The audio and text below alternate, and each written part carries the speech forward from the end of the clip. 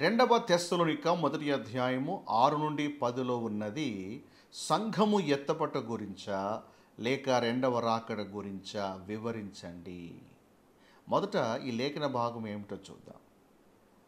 ప్రభువైన యేసు తన ప్రభావమును కనపరచు దూతలతో కూడా పరలోకం నుండి అగ్ని జ్వాలలో ప్రత్యక్షమై దేవుని నెరగని వారికిని మన ప్రభువైన యేసు సువార్తకు లోబడని వారికిని ప్రతిదండన చేయునప్పుడు మిమ్మల్ని శ్రమపరచు వారికి శ్రమయు, శ్రమ పొందుచున్న మీకు మాతో కూడా విశ్రాంతి అనుగ్రహించుట దేవునికి న్యాయమే.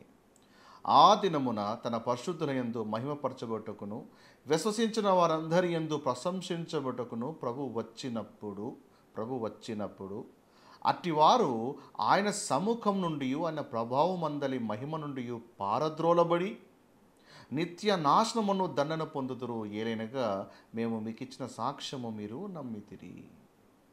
ఈ లేఖన భాగము దేనికి సంబంధించింది? రెండవ రాకడకు సంబంధించిందా? ఒకవేళ ఇదే వాస్తవం అయితే పౌలు తన పత్రికల్లో రెండవ రాకడ గురించి ఎందుకు ప్రస్తావిస్తూ ఉన్నాడు? ఎందుకంటే బాడీ ఆఫ్ క్రైస్ట్కి సంబంధించింది ర్యాప్చర్. రెండవ రాకడ ప్రభు ఎవరి కోసం వస్తున్నాడు? యూదుల కోసం వస్తూ ఉన్నాడు. మరి యూదుల కోసం ప్రభు వస్తున్నప్పుడు దానికి సంబంధించినటువంటి ప్రస్తావన పౌలు తన పత్రికలో ఎందుకు రాస్తూ ఉన్నాడు? మరి పౌలు పత్రికల్లో ఇది ఉంది అంటే ఇది ర్యాప్చర్కి సంబంధించిందా? ఒకవేళ ర్యాప్చర్కి సంబంధించింది అయితే ఒకసారి ఈ పదాలు మీరు పరిశీలన చేయండి. పరలోకం నుండి అగ్ని జ్వాలలో ప్రత్యక్షమై యేసుప్రభు సంఘానికి కొనిపోయేటప్పుడు ఆయన ఏ విధంగా వస్తున్నాడు? ఆయన అగ్ని జ్వాలలో ప్రత్యక్షం అవుతున్నాడా? నో. ప్రభువైన యేసు సువార్తకు లోబడని వారికి ప్రతిదండన చేయనప్పుడు యేసుప్రభు సంఘాన్ని కొనుపోబట్టుకు వచ్చినప్పుడు ఆయన సువార్తకు లోబడిన వారికి ప్రతిదండన చేస్తున్నాడా? లేదు. ఆయన ప్రభావం అందలి మహిమ నుండి పరద్రోలబడి నిత్య నాశనమును దండన పొందుదురు. యేసుప్రభు సంఘాన్ని కొనుపోబట్టుకు వచ్చినప్పుడు ఎవరైతే సువార్తకు లోబడరో వాళ్ళందరూ కూడా మరి ఆ సమయంలో ఆయన మహిమ నుంచి పరద్రోలబడుతున్నారా? నిత్య నాశనమును దండను వాళ్ళు పొందబోతున్నారా? No, it's not happening. So rapture టైంలో మరి యేసుప్రభు వారు అగ్నిజ్వాల ప్రత్యక్షం అవ్వట్లేదు, ప్రతిదండన చేయడు. అలాగే ఎవరైతే అవిధులుగా ఉంటారో వాళ్ళందరినీ అప్పుడే ఆ సమయంలోనే నిత్య నాశనానికి పంపించాడు. ఇవేవి కూడా ర్యాప్చర్ టైంలో జరగవు. మరి ఏది కరెక్ట్? రెండవ రాకడకు సంబంధించిన ప్యాసేజా ఇది, లేదా ఇది ర్యాప్చర్కి సంబంధించిన ప్యాసేజా? ఓకే, ఈ డౌట్ మీకు కూడా ఉందా? మీకు ఈ సందేహం వచ్చిందా? ఓకే, పౌలు పత్రికల్ని బాగా పరిశీలన చేస్తున్నప్పుడు ఇలాంటి సందేహాలు వస్తూ ఉంటాయి. మరి ఈ యొక్క ప్యాసేజ్ని ఎలా అర్థం చేసుకోవాలి? ఈ డౌట్ మీకు ఉన్నట్లయితే ఈ వీడియో చివరి దాకా మీరు వాచ్ చేయండి. మనం డీటెయిల్ అనాలిసిస్ చేయబోతున్నాం. చాలా వచనాలు కూడా మనం పరిశీలన చేసి సత్యవాక్యం సరిగా విభజించి మనం చూడబోతున్నాం. ఒకవేళ మీరు నా ఛానల్కి కొత్తగా వచ్చినట్లయితే ఇలాంటి కంటెంట్, ఇలాంటి సబ్జెక్ట్ మీకు నచ్చినట్లయితే సో తప్పకుండా సబ్స్క్రైబ్ చేసి అలాగే మీరు బెల్ ఐకాన్ ప్రెస్ చేయండి. నేను చేసే ప్రతి వీడియో మీకు నోటిఫికేషన్ ద్వారా మీకు తెలుస్తుంది. అలాగే ఈ సత్యవాక్యం సరిగా విభజించు అనేది నేను ఒక సిరీస్గా బోధిస్తూ ఉన్నాను. సో ఈ సబ్జెక్ట్ మీకు బాగా అర్థం అవ్వాలంటే ఈ సిరీస్ని మీరు మొదటి నుంచి మీరు ఫాలో అవుతే సబ్జెక్ట్ చాలా క్లియర్గా మీకు అర్థమవుతుంది. సో మొదటిసారి వచ్చిన వాళ్ళు ఈ యొక్క వీడియోస్ ర్యాండమ్గా వాచ్ చేసినప్పుడు సబ్జెక్ట్ కంటిన్యూషన్ లేకపోవడం వల్ల మధ్యలో ఒక వీడియో విన్నప్పుడు అది వరకు కొత్తగా అనిపిస్తుంది. ఇది ఎక్కడ పోదా అని కొత్తగా వింతగా అనిపిస్తుంది. అందుకే నేను ప్రతి వీడియోలో చెప్తూనే ఉంటాను, సబ్జెక్ట్ మీరు మొదటి నుంచి మీరు ఫాలో అవ్వాలి. ఎందుకంటే కొన్ని బేసిక్స్ మనం వేసుకున్నాం. సత్యవాక్యం ఎందుకు విభజించాలి, ఎలా విభజించాలో కొన్ని బేసిక్స్ ఇదివరకు మనం ఫాలో అయ్యాం. సో ఆ నేపథ్యంలోనే ఈ వీడియో చేస్తున్నాను కాబట్టి ఆ విషయాన్ని గమనించండి. ఒకవేళ కొత్తగా వచ్చిన వారికి ఈ యొక్క సిరీస్ యొక్క లింక్ నేను మీకు డిస్క్రిప్షన్లో ఇస్తాను. సో తప్పకుండా ఫాలో అవ్వండి. అలాగే మీకు ఏదైనా సందేహాలు ఉంటే కింద కామెంట్ సెక్షన్లో తెలియజేయండి. అలాగే నా నంబర్ కూడా మీకు డిస్ప్లే చేస్తాను. మీకు ఏదైనా సందేహం ఉన్నా తప్పకుండా నాకు కాల్ చేయొచ్చు. డెఫినెట్గా మనం మాట్లాడదాం, డిస్కస్ చేద్దాం. ఓకే, సో కొన్నిసార్లు మీరు కామెంట్లో అది ప్రశ్నించినప్పుడు అది చిన్నది, అది అప్పటికప్పుడు జవాబు ఇచ్చేదైతే మేము వెంటనే రిప్లై ఇస్తాను. కొన్నిసార్లు డిలే అయినప్పుడు నా పరిచర్య బిజీ షెడ్యూల్లో కొన్నిసార్లు డిలే అవ్వచ్చు. కొన్నిసార్లు ఏంటంటే దాని మీద ఒక వీడియో చేస్తాను, ఎందుకంటే అది ఇంకా ఇతరులకి చాలా ఉపయోగపడుతుంది. సో వీడియో చేయదగ్గ టాపిక్ అయితే కొంచెం టైం తీసుకుంటాను. మొత్తానికైతే so any question you have, you are free to ask. Okay, so saying this, let's jump in to the topic.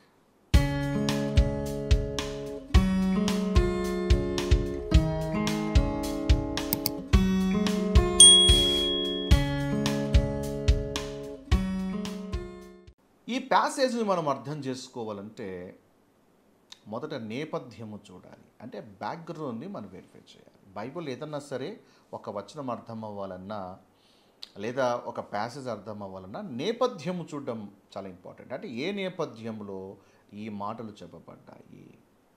So నేపథ్యం తెలుసుకోవాలంటే మనము మొదటి 5 వచనాలు మీద మనము బాగా పరిశీలన చేయాలి. సో మొదటి 2 వచనాలు ఏంటంటే గ్రీటింగ్స్. ఓకే, అలాగే 4-5 వచనాలు చూసినట్లయితే ఇక్కడ మనకు క్లియర్గా అర్థమవుతుంది ఏంటంటే ఈ సంఘము హింసల పాలవుతూ ఉంది, హింసించబడతా ఉంది, శ్రమలో వెళ్తూ ఉంది, శ్రమ పడుతున్న సువార్త వరకు శ్రమ పడుతూ ఉన్నారు. మరి ఇక్కడ హింస శ్రమలు అనగానే మీరు దానియేలు ఒక 70 వారంకు లింక్ పెట్టకండి. ఓకే, దానియేలు ఒక 70 వారముకు శ్రమలు వేరు, అది యూదుల కొరకే ఇవ్వబడినటువంటి శ్రమలు. ఇది ఇక్కడ ఉన్నటువంటి శ్రమ ఏంటంటే మరి సువార్త విషయమైనటువంటి శ్రమ. ఏమండి, దానియేలు ఒక 70 వారపు ఒక శ్రమలు యూదులకైనప్పటికీ దాని అర్థము మనము కృపాసువార్త మనం అంగీకరించినప్పుడు, ఆ కృపాసువార్త ద్వారా మనం రక్షించబడినప్పుడు మనకు శ్రమలు ఉండవంటారా? శ్రమలన్నీ కేవలము యూదులకేనా? అంటే క్రీస్తు సువార్త నమ్మితే మనకు శ్రమలు ఉండవా అంటే మనకి శ్రమలు ఉంటాయి. అయితే యూదులకు ఇవ్వబడేటువంటి శ్రమలు వేరు, దానియేలు ఒక 70 వారపు శ్రమలు వేరు, మనము పొందేటువంటి శ్రమలు వేరు. సో క్రీస్తు సువార్త కృపాసువార్త విన్నప్పటికీ శ్రమలు అనేవి ఖచ్చితంగా ఎదురవుతాయి. 2 తిమోతి 3వ అధ్యాయము 12వ వచనం చూసినట్లయితే క్రీస్తు యేసునందు సద్భక్తితో బ్రతకను ఉద్దేశించి వారందరూ కూడా హింస పొందుతారు. చెప్పండి, హింసలు వాళ్ళకైనా మనకు కూడా ఉంటాయి. కాకపోతే 70 వారంలో ఉన్నంత తీవ్రత మనకు ఉండకపోవచ్చు, కానీ కాకపోతే ప్రతి ఒక్కరు కూడా ఇలాగా సద్భక్తితో బ్రతకాలనుకున్న వాళ్ళందరూ కూడా ఏదో ఒక రూపంలో హింసించబడతారు. అలాగే ఫిలిప్పీ 1వ అధ్యాయం 29-30 వచనం చూసినట్లయితే ఆయన పక్షముగా శ్రమ పడుటయు ఆయన పక్షమున మీకు అనుగ్రహింపబడెను. సో ఇక్కడ మనము శ్రమ అన్న మాట చూస్తున్నాం, అలాగే హింస అనే 2 మాటలు చూస్తున్నాం. So even body of Christ కూడా ఏమండి సువార్తను అంగీకరించిన తర్వాత మరి బాడీ ఆఫ్ క్రైస్ట్ వంటి బిలీవర్స్ కూడా శ్రమ గుండా వెళ్తూ ఉంటారు, హింసించబడుతూ ఉంటారు, శ్రమ కూడా పడుతూ ఉంటారు. అయితే ఆ శ్రమ పడుతూ ఉన్నప్పుడు ఇలాగా హింసించే వారిని దేవుడు ఏ విధంగా హ్యాండిల్ చేస్తాడు? వీళ్ళు పని కట్టుకొని విశ్వాసాలు హేళన చేస్తూ ఉంటారు, సంఘాల మీద దాడి చేస్తూ ఉంటారు, బైబిల్ చించేస్తూ ఉంటారు కదా, కృపాసువార్తకు అడుగుడున అడ్డంకులు కలుగజేస్తూ ఉంటారు. ఏదో రూపంలో మరి బాడీ ఆఫ్ క్రైస్ట్ అనేది హింసించబడుతుంది. ఇలాగా హింసించేటువంటి వారిని దేవుడు ఎలా హ్యాండిల్ చేస్తున్నాడో చెప్పేదే 6-10 వచనాలు.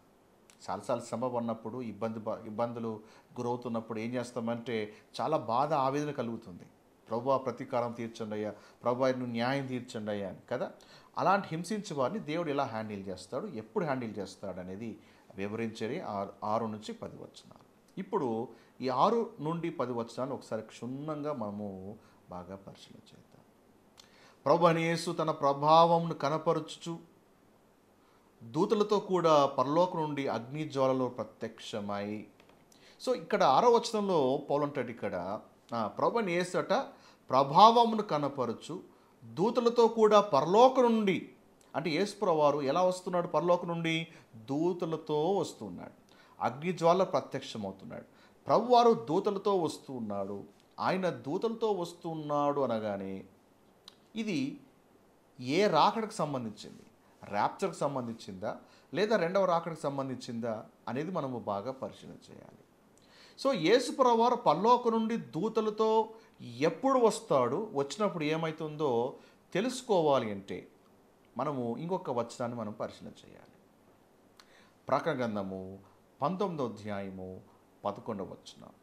మరియు పరలోకము తెరవబడి ఉండుట చూచితిని. ఇక్కడ పరలోకం తెరవబడుట అనేది మనము గమనిస్తున్నాం.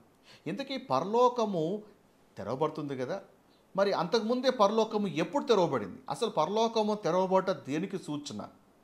ఇదివరకు మనం ప్రీవియస్ లెసన్స్లో మనం నేర్చుకున్నాం. ఓపెన్ హెవెన్ అనేది ఏంటంటే బైబిల్లో అది తీర్పుకు సూచన. అపోస్తలుల 7వ అధ్యాయము 55 నుంచి 57 వచనం మీరు చూసినట్లయితే వాళ్ళందరూ కూడా స్టెఫెన్ని రాళ్ళతో కొడుతున్నారు. అయితే అతడు పరిశుద్ధాత్మతో నిండుకున్నవాడై ఆకాశం వైపు తేరి చూచి దేవుని మహిమయు యేసు దేవుని కుడిపార్శ్వమున నిలిచి ఉండుట చూచి ఆకాశము తెరవబడుటయు, ఆ మాట గమనించండి, ఆకాశము తెరవబడుటయు. ఎందుకు ఆకాశం ఎందుకు తెరవబడింది? బ్లెస్సింగ్స్ కుమ్మరించడానిక.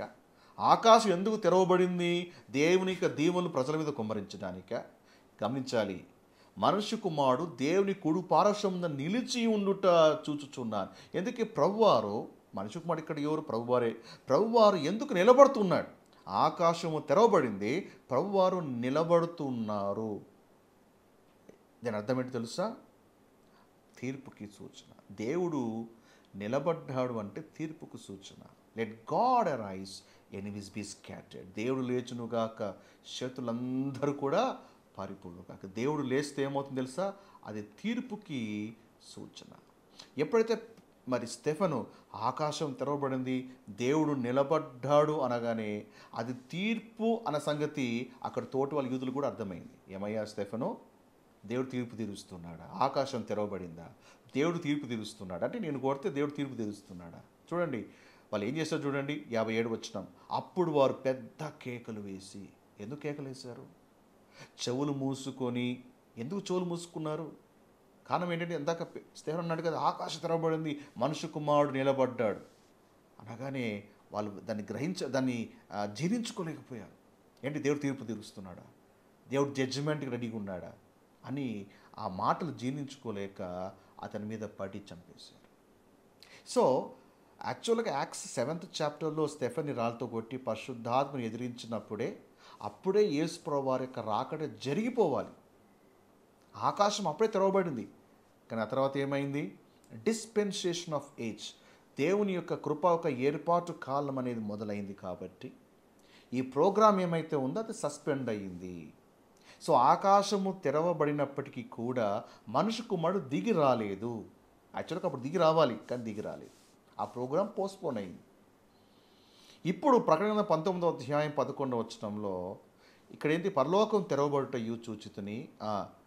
అప్పుడు ఒక సన్నివేశాన్ని ఇక్కడ భక్తుడు చూస్తున్నాడు. ఏమని? తెల్లని గుర్రం ఒకటి కనపడిన, దాని మీద కూర్చుండేవాడు నమ్మకమైన వాడు, సత్యవంతుడు అన్న నామం గలవాడు, ఆయన నీతిని బట్టి విమర్శ చేసి యుద్ధము జరిగించుచున్నాడు. ఈ వర్ణన అంతా కూడా దేనికి సంబంధించింది? యేసుప్రభువు గురించి సంబంధించింది. ఇప్పుడు 12వ వచనం చూడండి. ఆయన నేత్రములు అగ్ని జ్వాల వంటివి, ఆయన శిరస్సు మీద అనేక కిరీటములు నేను వ్రాయబడిన ఒక నామము ఆయనకు కలదు, అది ఆయనకే కానీ మరి ఎవరికీ తెలియదు. రక్తంలో ముంచబడిన వస్త్రం ఆయన ధరించుకొని ఉండెను, మరియు దేవుని వాక్యమును నామము ఆయనకి పెట్టబడి ఉన్నది.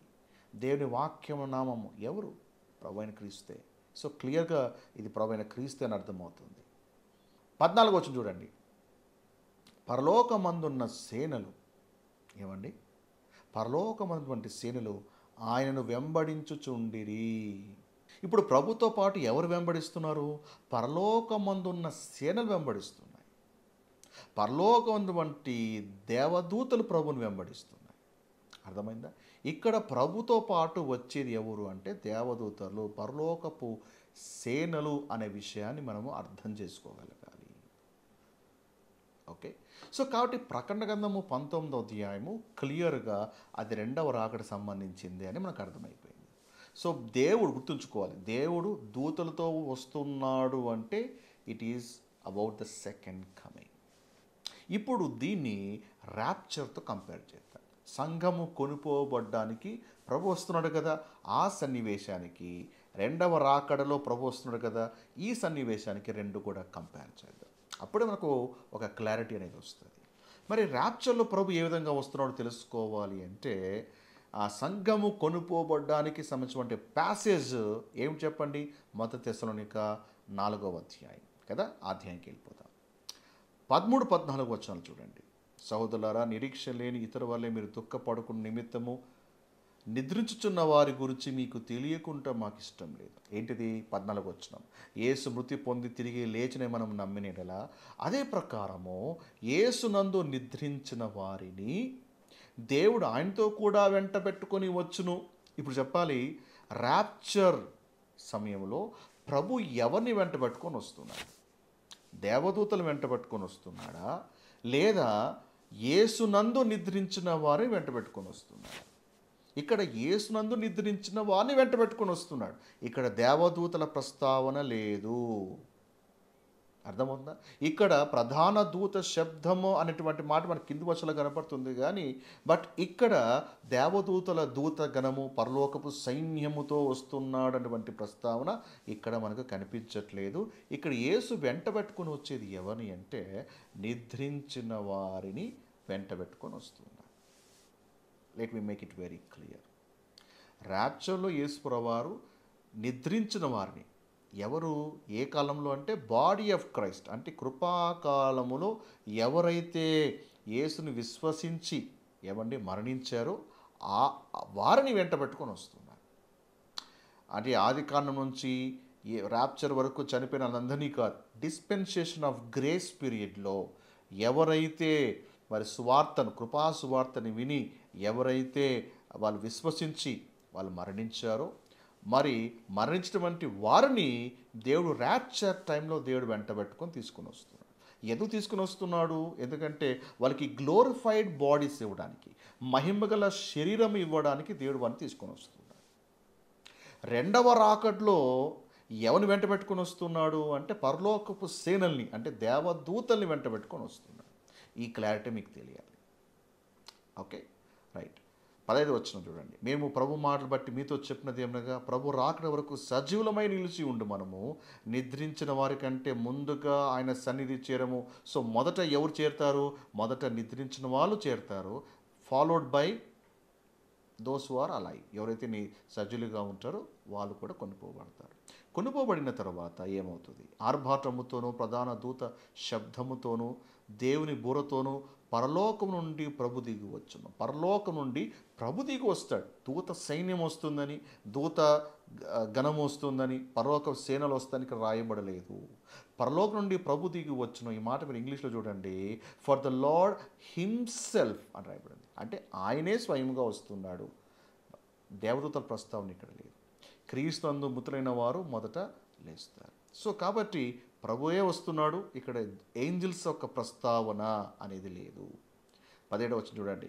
ఆ మీదట సజీవులమై నిలిచి ఉండు మనము వారితో కూడా ఏకముగా ప్రభుని ఎదుర్కొట్టుకు ఆకాశ మండలంనకు మేఘముల మీద కొనిపోబడదము. అంటే ప్రభుతో పాటు మనము కొనిపోబడ్డాము. తర్వాత ఏమవుతుంది? తిరిగి మనం వెనక్కి వస్తామా? కాదు. మనము సదాకాలము ప్రభుతో కూడా ఉందము. కాబట్టి కొనుక్కోబడినటువంటి సంఘము మళ్ళా ప్రభుతో పాటు తిరిగి భూమి మీదకి రాదు. ఓకే, ప్రభుతో పాటు తిరిగి రావడం అనేది జరగదు. ఇది అబద్ధపు బోధ. ఇది ఆల్రెడీగా మన ప్రీవియస్ వీడియోలో చాలా విషయాలు మనం కవర్ చేసాము. ఆల్రెడీ దీన్ని ఎక్స్ప్లెయిన్ చేస్తాను. వాళ్ళు ఎక్స్ప్లెయిన్ చేస్తే సమయం అనేది సరిపోదు కాబట్టి, so please watch my previous videos. Body of Christ ఒకసారి ఎత్తబడితే తిరిగి భూమి మీదకి రాదు. ఓకే, సో దీని గురించి ఇంకా ఎక్కువ తెలుసుకోవాలి అంటే 3 డెస్టినేషన్స్ అనేది ఒక వీడియోలో క్లియర్గా మీకు అక్కడ ఎక్స్ప్లెయిన్ చేస్తాను. Please watch that video. ఆ వీడియో లింక్ని మీకు కింద డిస్క్రిప్షన్లో ఇస్తాను. Right, fine. ఇప్పుడు మనం ఏం చేస్తాం? ఇప్పుడు మనకు క్లియర్గా అర్థమైపోయింది. సో మొదటి రాకడలో ఏంటంటే దేవుడు యేసు ప్రభువారు నిద్రించిన వారిని వెంట పెట్టుకొని వస్తాడు. రెండవ రాకడలో దేవదూతను వెంట పెట్టుకొని వస్తాడు. ఇది మనకు క్లియర్గా మనం నేర్చుకున్నాం. సో ఈ పిక్చర్తో ఇప్పుడు మనము ఈ ప్యాసేజ్ ఏమైతే మనం స్టడీ చేస్తున్నామో ఇప్పుడు ఆ ప్యాసేజ్లోకి వచ్చేసి అక్కడ వాటిని మనం స్టడీ చేద్దాం. 6వ వచనం. ప్రభువైన యేసు తన ప్రభావం కనపరచు దూతలతో కూడా పరలోకం నుండి అగ్నిజ్వాలలో ప్రత్యక్షమై. సో క్లియర్గా ఇక్కడ అగ్నిజ్వాలలో ప్రత్యక్షమై ఈ సన్నివేశం ఎప్పుడు జరుగుతుంది? క్లియర్లీ సెకండ్ కమింగ్ ఆఫ్ క్రైస్ట్లోనే జరుగుతుంది. 7వ వచనం. దేవుని ఎరగని వారికి, మన ప్రభువైన యేసు సువార్తకు లోబడని వారికి ప్రతిదండన చేయనప్పుడు. ఈ సన్నివేశం ఎప్పుడు జరుగుతుంది? రెండవ రాకడలోనే జరుగుతుంది. సో క్లియర్గా this passage is about the second coming అని క్లియర్గా మనకి అర్థమవుతుంది. యేసు ప్రభువారు తిరిగి వచ్చినప్పుడు, రెండవసారి తిరిగి వచ్చినప్పుడు ఏం జరుగుతుంది? ప్రతిదండన. ఆ మాట గమనించండి. ప్రతిదండన ఇది ర్యాప్చర్ టైంలో జరగదు. ప్రతిదండన ఎప్పుడు రెండవసారి వచ్చినప్పుడు జరుగుతుంది. అందుకే పౌలుకి రాస్తున్నాడు ప్రతిదండన, సువార్తకు లోబడిన వారికి ప్రతిదండన. ఈ ప్రతిదండన గురించి తెలుసుకోవాలంటే మన బైబిల్ ఇంకొక ప్యాసేజ్ని మనము పరిశీలించేద్దాం. మత్తయి సువార్త 25వ అధ్యాయం. సో మత్తయి సువార్త 25వ అధ్యాయంలో ఏంటంటే యేసు ప్రభు రెండవ రాకడ సన్నివేశము జరిగినప్పుడు ఆయన ఏం చేస్తాడు చూడండి. 31 వచనం, తన మహిమతో మనుష్య కుమారుడు ఆయనతో కూడా సమస్త దూతలు వచ్చినప్పుడు, చెప్పాలి ఇక్కడ సమస్త దూతలతో వచ్చినప్పుడు అంటే ఈ సన్నివేశం ఏంటిది? Rapture, second coming. Second coming గుర్తుంచుకోవాలి. సువార్తల్లో ర్యాప్చర్కి సంబంధించినటువంటి సన్నివేశము వచనాలు ఏవి కూడా లేవు. ఈరోజు చాలామంది ప్రీచర్స్ ఏం చేస్తారంటే సువార్తలో కూడా సంఘము ఎత్తబడ్డ గురించినటువంటి వచనాలు ఉన్నాయని బోధిస్తుంటారు. ప్లీజ్ అండర్స్టాండ్, సువార్తల్లో ర్యాప్చర్ లేదు. ఎందుకు తెలుసా? ఆ తర్వాత ఎప్పుడో పౌలు రక్షించబడితే పౌలు ద్వారా ర్యాప్చర్ ఒక మిస్టరీ అని దేవుడు పౌలు ద్వారా రివీల్ చేస్తాడు. అందుకే పౌలు ధైర్యంగా అంటున్నాడు, సంఘం ఎత్తబడుట ఇది మర్మము అని పౌలు అంటాడు. ఆ మర్మాన్ని పౌలు రివీల్ చేశాడు. బాడీ ఆఫ్ క్రైస్ట్ భూమి మీద ఉండదు, కొనుపోబడుతుందని చెప్పిన మొట్టమొదటి వ్యక్తి ఎవరంటే పౌలే. వాళ్ళు పౌలు కంటే ముందు ఎవరికి తెలిసే అవకాశమే లేదు కదా. సువార్తల్లో ఉన్నది ఏంటంటే రెండవ రాకడ. దయచేసి కన్ఫ్యూజ్ కావద్దండి. సువార్తల్లో ఉన్నటువంటి ప్రస్తావన రెండవ రాకడ. సో దూతలతో వస్తున్నాడు అంటే అది నీ కోసము కాదు, గుర్తుంచుకోవాలి. ప్రభు దూతలతో వస్తున్నాడు అని ప్యాసేజ్ ఆ వచనం మీరు ఎప్పుడైనా బైబిల్లో చదివితే ప్లీజ్ అండర్స్టాండ్, ఆ సన్నివేశం అది నీ కొరకు కాదు. ఓకే, దూతలతో వచ్చినప్పుడు ఆయన తన మహిమగల సింహాసనం మీద ఆసీనుడై ఉండి, లేదు పాస్టర్ గారు దూతలతో ప్రభు వచ్చినప్పుడు ఆయన మన కోసం కూడా, అంటే మన కోసం వచ్చినప్పుడు దూతలతో కూడా వస్తాడండి. ఎలా చెప్పగలుగుతారండి దూతలతో రాడని? దూతలతోనే వస్తాడని, మన కోసం కూడా అలాగే వస్తాడని. అలాగే వచ్చినప్పుడు మహిమగల సింహాసనం మీద ఆసీనుడై ఉంటాడు. మరి దూతలతో వచ్చినప్పుడు ప్రభు ర్యాప్చర్లో దూతలతో వచ్చినప్పుడు ప్రభు వారు మహిమల సింహాసనం మీద కూర్చుంటున్నాడా? నో. సో ర్యాప్చర్లో అదంతా ఏమీ కూడా జరగదు. ఫైన్. సో అప్పుడు ఏమవుతుంది? 41 వచనం, అప్పుడు ఆయన ఎడం వైపు ఉన్నవారిని చూచి శపింపవనుల వాళ్ళారా, నన్ను విడిచి అపవాదికి వాని దూతలకు సిద్ధపరచబడిన నిత్యాగ్నిలోకి పోవుడి. అంటే ఒక బ్యాచ్ని దేవుడు ఏం చేస్తున్నాడు? ఎవరైతే అవిధులుగా ఉన్నారో, ఎవరైతే అవిశ్వాసులుగా ఉన్నారో, ఎవరైతే విరోధులుగా ఉన్నారో, దేవుడు ఆ బ్యాచ్ అంతటినీ కూడా నిత్యాగ్నిలోకి పంపించేస్తున్నాడు. 46వ వచనం, వీరు నిత్య శిక్షకు, నీతిమంతుడు నిత్య జీవంకు పోతారు. అంటే ఒక బ్యాచ్ని నిత్యాగ్నిలోకి నిత్య శిక్షకు పంపించేస్తున్నాడు. ఇది రెండవ రాకడలో జరిగేటువంటి సన్నివేశం. ఆ రోజున సింహాసనం కూర్చున్నప్పుడు వాళ్ళందరికీ కూడా భయంకరమైన పనిష్మెంట్ ఉంటుంది. ఇదే పౌలు అంటున్నాడు ఏమని? మిమ్మల్ని శ్రమపరచు వారికి శ్రమయు. ఎందుకు పౌలు ఈ మాట అంటున్నాడు? ఎందుకు పౌలు ఈ మాట అంటున్నాడు? బాడీ ఆఫ్ క్రైస్ట్ ఎందుకు ఈ మాట అంటున్నాడు అంటే బాడీ ఆఫ్ క్రైస్ట్, మరి బాడీ ఆఫ్ క్రైస్ట్ ఏందో వచ్చి చూడండి, మిమ్మల్ని శ్రమపరచు వారికి శ్రమయు. పౌలు ఎందుకు ఈ మాట అంటున్నాడు అంటే బాడీ ఆఫ్ క్రైస్ట్ని ఎవరైతే హింసించారో, ఎవరైతే టార్చర్ చేశారో, శ్రమల పాలు చేస్తున్నారో అలాంటి వారిని అలాంటి వారు సంఘము కొనుపోబడిన తర్వాత ఇలాంటి వాళ్ళు ఉంటారు కదండి, ఇలాంటి వాళ్ళందరూ కూడా క్రీస్తు న్యాయపీఠం దగ్గర నిలబడతారు. ఎవరు టార్చర్ చేసి హింసించారో వాళ్ళందరికీ కూడా శ్రమపరచు వారికి శ్రమయు. పౌలు అదే అంటున్నాడు, ప్రియ సంఘమా, బాడీ ఆఫ్ క్రైస్ట్, సువార్త కొరకు మీరు మిమ్మల్ని ఎవరైతే శ్రమ పెట్టారో వాళ్ళందరికీ కూడా పనిష్మెంట్, శ్రమ ఎప్పుడు? ఆయన వస్తున్నాడు. ఆయన వచ్చినప్పుడు అఫ్కోర్స్ బాడీ ఆఫ్ క్రైస్ట్ భూమి మీద ఉండడు. బాడీ ఆఫ్ క్రైస్ట్ భూమి మీద లేనప్పటికీ కూడా శ్రమపరిచిన వాళ్ళు ఉంటారు కదండి. శ్రమపరిచే వాళ్ళందరూ కూడా అవిధేయులు, లోబడిన వాళ్ళందరూ కూడా ఉంటారు కదా, వాళ్ళకి శ్రమ. పౌలు అలాంటి ఆదరణ ఇస్తున్నాడు బాడీ ఆఫ్ క్రైస్ట్కి. శ్రమ పొందుతున్న మీకు మాతో కూడా విశ్రాంతి. ఆ టైంలో బాడీ ఆఫ్ క్రైస్ట్ ఏంటి? Body of Christ will be at rest. అర్థమవుతుందా? సో కాబట్టి బాడీ ఆఫ్ క్రైస్ట్ విషయంలో దేవుడు రికంపెన్స్ ఎప్పుడు జరుగుతుంది అంటే బాడీ ఆఫ్ క్రైస్ట్ ఎప్పుడైతే ఎత్తబడుతుందో రెండవ రాకడలో మరి ప్రభు వచ్చినప్పుడు అందరికీ కూడా, అవిధేయులందరికీ కూడా ఆయన ప్రతిదండన చేయబోతున్నాడు.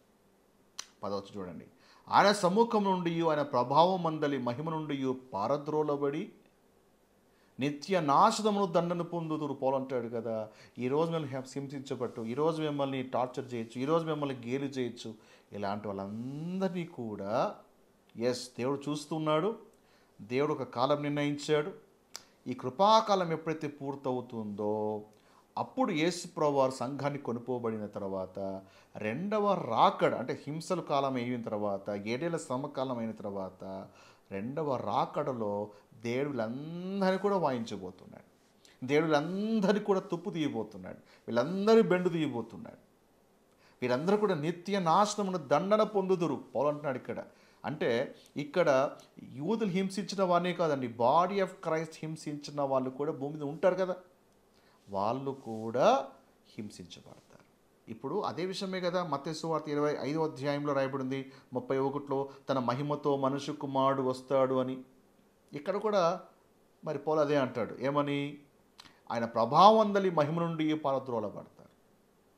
అలాగే మత్తయి 25:46లో వీరు నిత్య శిక్షకు వాళ్ళు వెళ్ళిపోతారు. పౌలు అదే రాస్తున్నాడు, ఏమని? నిత్య నాశనమును దండను వాళ్ళు పొందుతారు. సో పౌలు ఎందుకు ఇక రెండవ రాకడ సన్నివేశాన్ని ఎందుకు రాస్తూ ఉన్నాడు అంటే, మీరు టార్చర్ చేయబడుతున్నా, హింసించబడుతున్నా, మిమ్మల్ని హింసించిన వారిని దేవుడు వదిలిపెట్టాడు. వారిని దేవుడు చూసున్నట్టుగా ఉండడు. వారు హింసించబడతారు, శ్రమ పడతారు. ఖచ్చితంగా దేవుడు వాళ్ళని శిక్షిస్తాడు. కాకపోతే బాడీ ఆఫ్ క్రైస్ట్ భూమి మీద ఉన్నంత వరకు జరగదు. ఎందుకు? ఇది తీర్పు కాలము కాదు, ఇది కృపాకాలం. ఈ కాలంలో దేవుడు అందరి పట్ల కృప చూపిస్తున్నాడు. ఎప్పుడైతే కృపాకాలము పూర్తవుతుందో అప్పుడు దేవుని యొక్క తీర్పు కాలం మొదలవుతుంది. అందరికీ ఓపిక పట్టాలి. ఈరోజు మన చుట్టూ చాలాసార్లు దారుణాలు, లేకపోతే దాడులు, హింసలు, ఇలాంటి అవమానాలు ఇవన్నీ కూడా చోటు చేసుకుంటున్నప్పుడు అనిపిస్తుంది, దేవా నువ్వు ఉన్నావా? ఉంటే నువ్వేం చేస్తున్నావు? ఇంకా ఎందుకు తీర్పు రావట్లేదు? ఇంకా హింసించిన వాళ్ళు ఇంకా వాళ్ళకి ఏమీ జరగట్లేదు. ఉంటే నువ్వేం చేస్తున్నావు? అసలు ఉన్నావా? ఇలాంటి భారీ డైలాగులు కొడుతుంటారు చాలాసార్లు. ఎందుకు సంఘాలు హింసించబడుతున్నా, సేవకులు హింసించబడుతున్నా ఇంకా ఇలాంటి మార్పు ఎందుకు ఇలా దేవుడు తీర్పు తీర్చక ఎందుకు మౌనంగా ఉన్నాడు? కారణం ఏంటి తెలుసా? ఈ కాలము కృపాకాలము. కృపాకాలం అయినప్పటికీ కూడా దేవుడు హోల్డ్ చేస్తున్నాడు, వెయిట్ చేస్తున్నాడు. ఎప్పుడైతే కృపాకాలం పూర్తవుతుందో హింసించిన వాళ్ళందరినీ కూడా దేవుడు ఎవరిని వదిలిపెట్టాడు. ఆయన సింహాసనం మీద కూర్చున్నాక రెండవ రాకడలో శ్రమ పెట్టిన వాళ్ళందరికీ దేవుడు శ్రమ పెట్టబోతున్నాడు. వాళ్ళ తుక్కు తీయబోతున్నాడు. పౌలు అదే రాస్తున్నాడు. అర్థమవుతా? ఎందుకు? మరి తెస్సలోనిక సంఘము కూడా చాలా శ్రమకుండా వెళ్తుంది. అందుకే 2 తెస్సలోనిక 1వ అధ్యాయము 4వ వచనం ఇందాక మనం చదివాం కదా, అందువల్ల మీ హింసలన్నిటిలోనూ మీరు సహించుచున్న శ్రమల్లోనూ మీ ఓర్పును విశ్వాసమును చూచి, అంటే వాళ్ళంతగా శ్రమ పడుతున్నారు, అంతగా వాళ్ళు హింసించబడుతున్నారు. వాళ్ళని ఆదరించడానికి, వాళ్ళని బలపరచడానికి, వాళ్ళని ఏమండి ధైర్యపరచడానికి పౌలు అంటాడు, మీ ప్రయాస వ్యర్థం కాదు, మేము హింసించే వాడిని దేవుడు హ్యాండిల్ చేస్తాడు. బట్ నాట్ నౌ, ఇప్పుడైతే కాదు. అర్థమవుతుంది? కాబట్టి ఈ యొక్క కాంటెక్స్ట్, ఈ రెండవ రాకడ ప్రస్తావన ఎందుకు పౌలు ఇక్కడ చెప్తున్నాడంటే, ఆ రెండవ రాకడలో మనం ఉంటామని కాదు, ఆ రెండవ రాకడ టైంలో మనం ఉంటామని కాదు, ఆ టైంలో మనం హింసించిన వాడిని దేవుడు ఆ విధంగా శిక్షించబోతున్నాడు అని చెప్పడానికి ఆ కాంటెక్స్ట్ని పౌలు ఇక్కడ ప్రస్తావిస్తున్నాడు. Okay, so let me say this and let me conclude. కృపాకాలంలో దేవుడు తీర్పు తీర్చట్లేదు, ఆయన కోపాన్ని కుమ్మరించట్లేదు. ఇది కృపాకాలం. ఇది ఎంతటి వారైనా సరే దేవుడు ఛాన్స్ ఇస్తున్నాడు మారుమనసు పొందడానికి, రక్షించబడడానికి. ఆయన తీర్పుని హోల్డ్ చేస్తున్నాడు. సంఘం ఎత్తబడేంత వరకు దేవుని యొక్క తీక్షణమైన కోపము, ఉగ్రత కొమ్మరించబడదు. ఎప్పుడైతే సంఘ కాలము పూర్తవుతుందో, అన్యుల ప్రవేశము పూర్తవుతుందో, బాడీ ఆఫ్ క్రైస్ట్ ఎప్పుడైతే మరి భూమి నుంచి తొలగించబడుతుందో అప్పుడు దేవుని నిరగని వారికిని, సువార్తకు లోబడిన వారికిని ప్రతిదండన అప్పుడు జరుగుతుంది. అంతవరకు జరగదు. అంతవరకు నువ్వు ఏడ్చడం జరగదు. పౌలది అంటాడు, హోల్డ్ ఆన్, దేవుడు వచ్చి వాళ్ళకి పెద్ద దండన చేస్తాడు. ఓకే, సో మీ డౌట్ క్లారిఫై అయిందని అనుకుంటున్నాను. సో పౌలు పత్రికలో రెండవ రాకడ ప్రస్తావన ఎందుకు వచ్చింది, పౌలు ఎందుకు అది రాశాడో ఆ నేపథ్యము అలాగే ఆ కారణము మీకు అర్థమైందని అనుకుంటున్నాను. సో మీకు ఇంకా ఏదైనా డౌట్స్ ఉన్నట్లయితే సో కింద కామెంట్ సెక్షన్లో తెలియజేయండి. దీని మీద ఇంకా పూర్తి వివరణ, ఇంకా ఏదైనా వివరణ అవసరమైతే కూడా తప్పకుండా నాకు తెలియజేయండి. అండ్ నా నంబర్ కూడా ఉంది, డైరెక్ట్గా కాంటాక్ట్ చేయండి. అండ్ ఎస్, ఈ యొక్క సబ్జెక్ట్ని ఒక ఆర్డర్లో మీరు ఫాలో అవ్వడానికి మీరు ప్రయత్నం చేయాల్సిందిగా నేను మనవి చేస్తూ ఉన్నాను. Okay, so hope your blessed. God bless you. Next వీడియోలో ఇంకొక టాపిక్తో కలుద్దాం. God bless you.